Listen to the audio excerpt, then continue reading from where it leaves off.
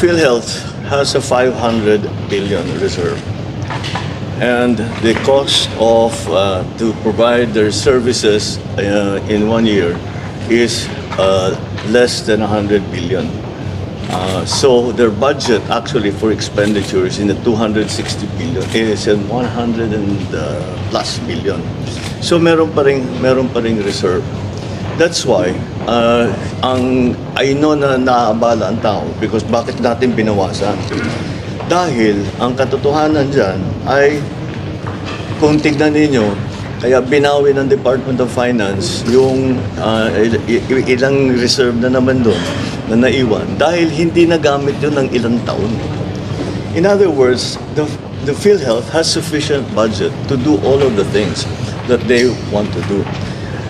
So let's go back the last 2 years. Kung titignan ninyo, ang services na binibigay, ang treatment na binabayaran ngayon ng PhilHealth ay nag-expand na ng gusto. We are taking care of many more conditions, many more diseases. We have more dialysis patients. We are attending to more people. That's from the budget of 2023 and 2024. So patuloy, pataas ng pataas. Pati yung pagbayad. Ang payments ngayon natin for cancer, for the other diseases, hundreds of percent ang increase doon sa dati. In other words, kaya ng PhilHealth na bayaran niya. And the reason why is that we do not want to subsidize it is because it is the subsidy will hook lang doon sa bank account ng PhilHealth, hindi magagamit. Marami tayong paggagamitan noon. So that's a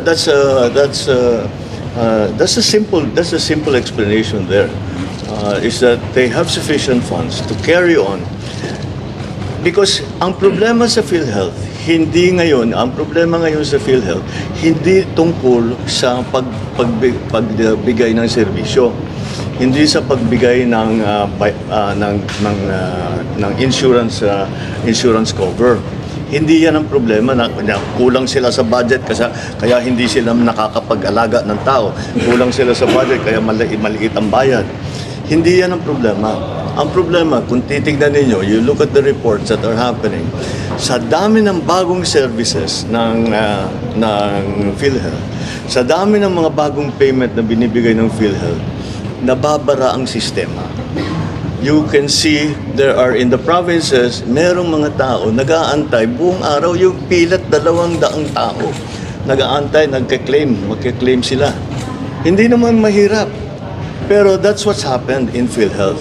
Yun ang problema sa PhilHealth. The problem is the processing capacity.